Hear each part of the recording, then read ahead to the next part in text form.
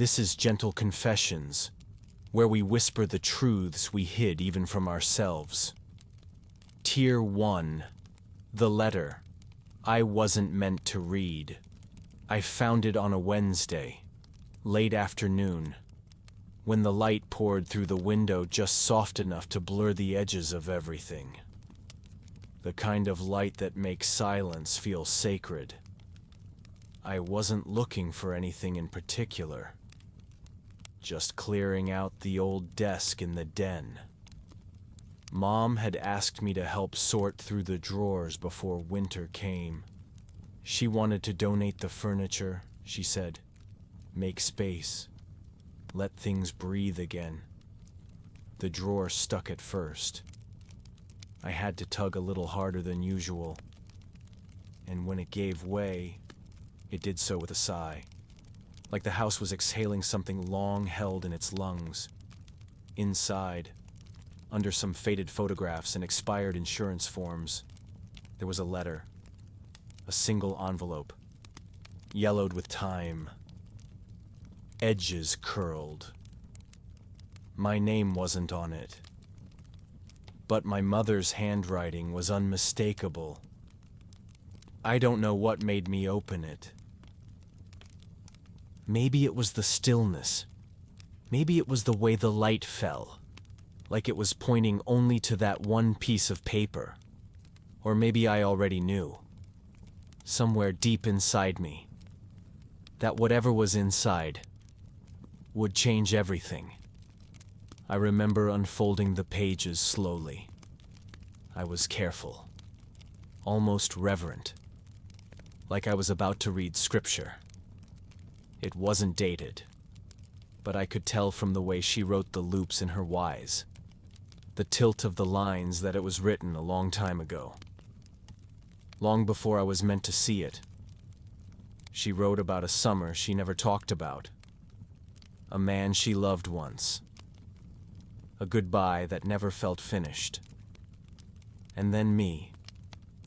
She said she tried to do what was best. That love is complicated. That sometimes the right thing doesn't look like the fair thing. She thanked the man who raised me. She said he gave her peace. That he gave me a name.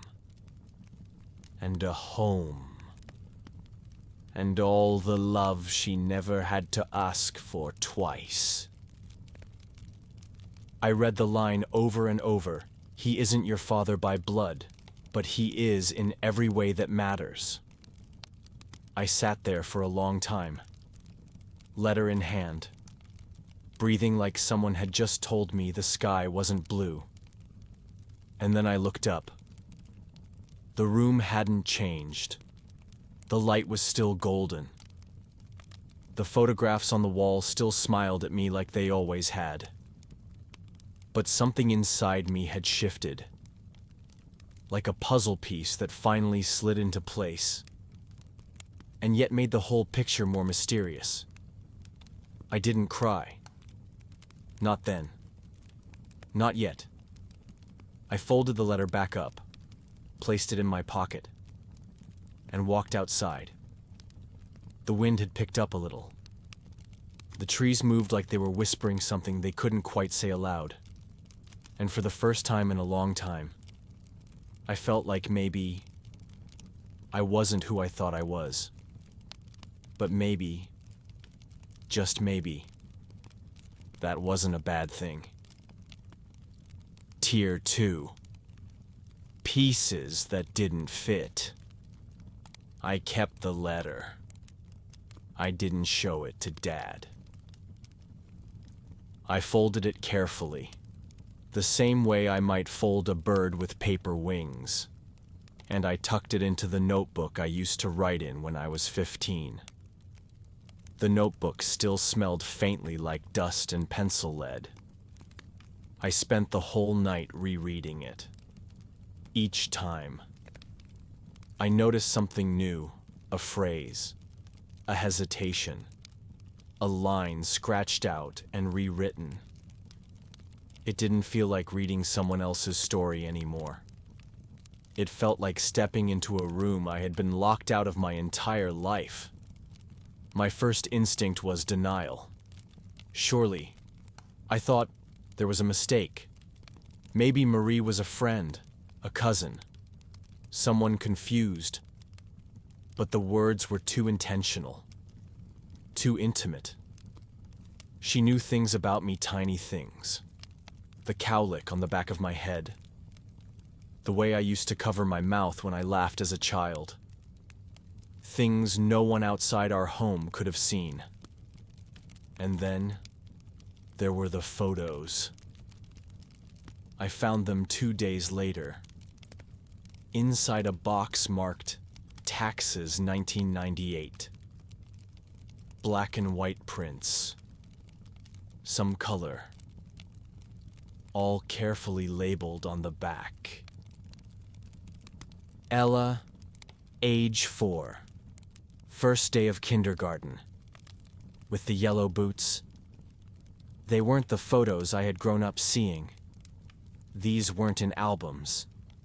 They were candid, slightly off-center, lovingly captured from a distance. I showed them to my Aunt Dad's younger sister. She blinked, took one photo into her hand, and sat very still.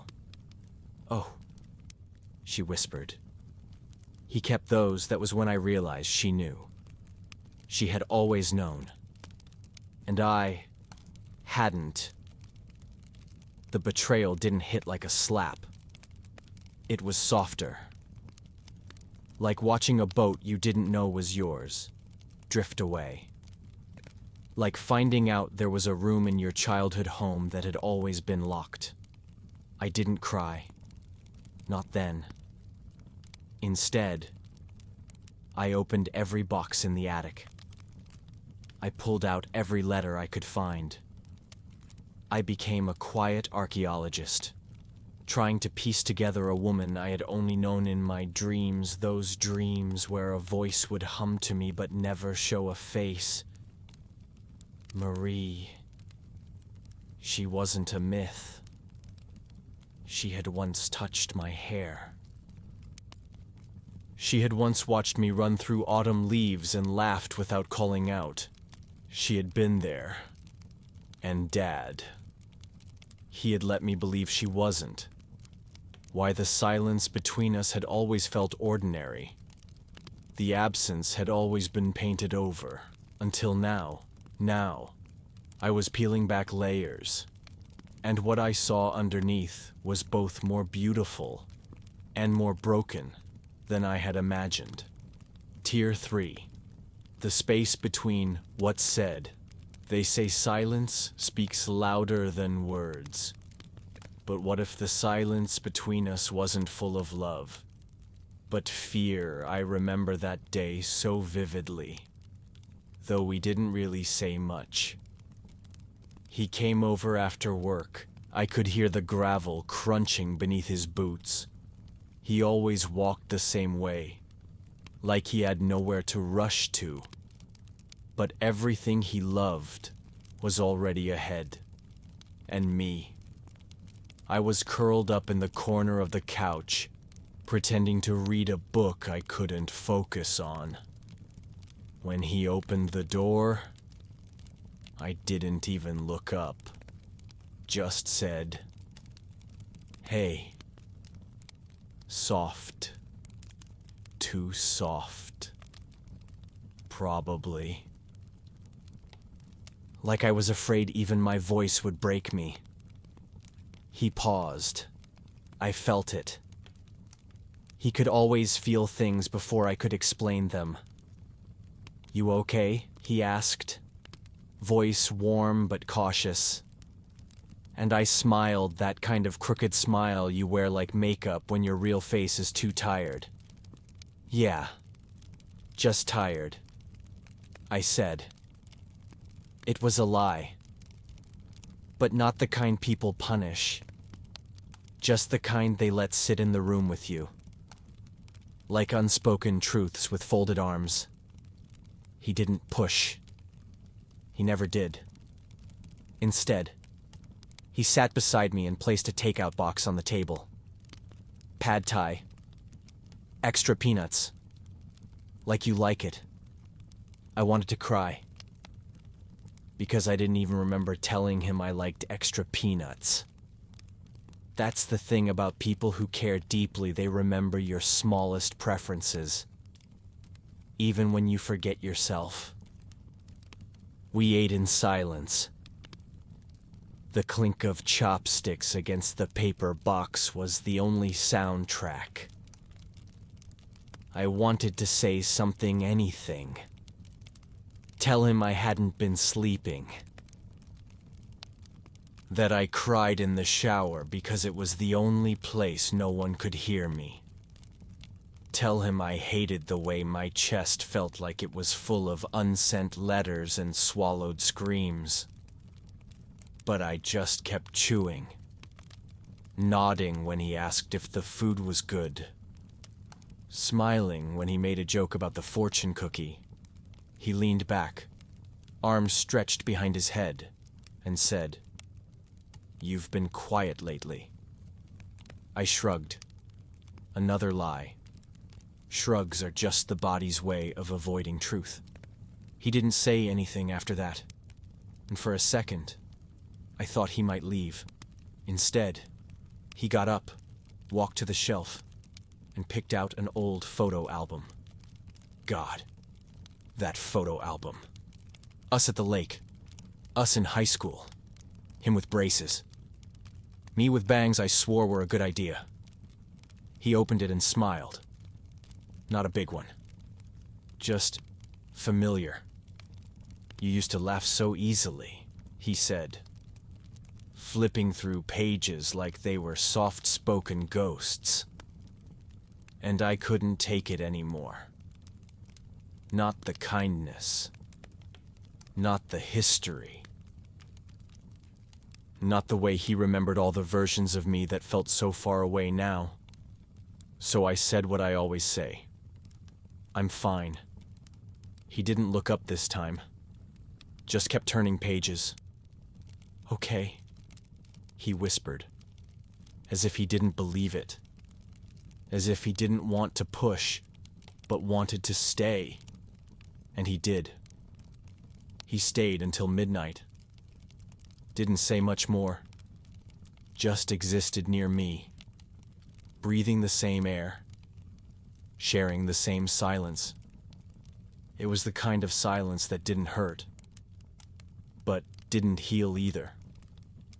Like a bandage left on too long, not causing harm, but hiding what still bled.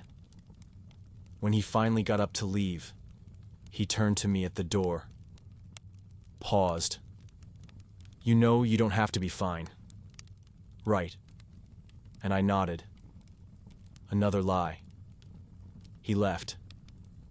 And the apartment was too quiet. The kind of quiet that swells in your throat and makes your thoughts echo. I sat there, alone with the untouched fortune cookie, and finally opened it. What you fear most is already inside you. I laughed. Not because it was funny, but because it was true. I feared that he'd see me. The unraveling, the mess, the storm beneath my skin. And I feared he wouldn't. I feared both. Tier 4. The night my voice disappeared. It was the kind of night that made the world feel like a lullaby. The city had gone quiet, blanketed by the kind of stillness that only happens between midnight and dawn. Outside my window, a street lamp flickered once, then decided to stay dark. Even the wind tiptoed past my building, careful not to wake the shadows. I was lying on the couch, cocooned in a blanket that smelled faintly of laundry soap and nostalgia. The TV hummed in the background, one of those late-night nature documentaries where nothing ever seems urgent. Just soft narration and whales gliding through ancient water. And yet, inside me, Everything was rushing. Thoughts tumbling. Heart racing. Words piling behind my teeth like a flood held back by paper walls. I had my phone in my hand. Screen glowing. His name at the top. Messages unread. All he had said was, "You still up?" I stared at it for 20 minutes. Typed "yeah" 4 times. Deleted it each time. Because what would follow would I tell him I hadn't slept in 3 days? That I forgot how to breathe without counting backwards from 10? That I caught my own reflection in the mirror earlier and didn't recognize the person blinking back? I set the phone down. Let it fall onto the carpet with a soft thud. That small act felt enormous, like letting go of a lifeline, or refusing one. That's when I realized I couldn't speak, not just metaphorically, literally. I opened my mouth just to test the air and nothing came out. No sound, no whisper, not even a sigh. I sat up slowly, panicked in the quietest way a person can panic. I tried again. Just a soft hello to the emptiness. But the sound stayed stuck. It was like my voice had curled itself into a ball and fallen asleep deep inside me. I didn't know what to do. I wasn't sick. I hadn't screamed. No trauma I could name had struck me suddenly. But maybe it wasn't sudden at all. Maybe it was the accumulation of every "I'm fine" I'd ever said. Every truth I swallowed. Every ache I wrapped in politeness and buried under smiles. Maybe my voice just gave up. Refused to lie again. I stumbled into the bathroom and stared into the mirror. My lips moved, but there was no sound. It was haunting seeing yourself speak, but not hearing yourself exist. And then something unexpected happened. I laughed. Not out loud, I couldn't, but inside. Because somehow, it felt fair. Fitting. Even. All my life, I had found ways to silence the pain. Ignore the tremors. Shrink the parts of me that were too loud, too sensitive, too much. And now, the silence was complete. I slumped down onto the cold tile floor, arms wrapped around my knees, like a child again. The bathroom light buzzed overhead, flickering like it, too, was struggling to stay awake. And I remembered something my grandmother once said. When you have no voice left, that's when your soul begins to hum. I didn't understand it then, but I think I did now. There was something humming inside me. Not loud, not even musical. Just steady. A low, tender vibration in my chest. Like a lantern lit behind broken ribs. It wasn't words. It wasn't logic. It was presence. For the first time in weeks. I wasn't thinking about how to respond, or who I was disappointing, or what parts of me were too fragile to show. I just existed. In silence. In truth. Eventually, I crawled back to the couch. Curled up again. The blanket welcomed me like a mother's hands. And though I still couldn't speak, I didn't feel mute. I felt whole. Because in that wordless space, I realized something. Sometimes, not saying I'm fine is the loudest honesty of all. Tier 5, the reply I never sent. It was a quiet Sunday afternoon when I finally opened my messages again. Not out of curiosity, not even guilt, just a kind of quiet readiness. The kind that settles in after a storm when everything's already been torn apart, and there's nothing left to lose by stepping outside again. I hadn't looked at my phone in days. I'd left it on my nightstand, face down, as if silence could erase what I didn't want to feel. But silence doesn't erase anything. It just gives things space to echo. I scrolled slowly, not sure what I was looking for, until I saw it again. His message. "You still up?" It was dated 3 weeks ago now. No follow-up. No double text. He hadn't tried to push past my quiet. Maybe he knew me well enough to wait. Maybe he didn't want to be the one to knock on a door that had clearly been closed. I stared at the screen for a long time. I thought about what I could type. "I'm sorry. I've been going through something." I didn't know how to reply. All true. But none of it felt enough. Because truth isn't always about confession. Sometimes it's about what you finally feel brave enough to leave unsaid. So instead, I did something I never thought I would. I wrote him a letter. Not an email. Not a message. A real letter, pen on paper. It felt slow. Almost sacred. Like every word had to be chosen with care, because once it touched the paper, it became a kind of truth I couldn't backspace away from. I started with his name, and then I stopped. Because what do you even call someone you pushed away so gently that they never even realized they were being let go? Eventually, I just wrote. "I don't know how to explain this, but I needed the quiet. Not because of you.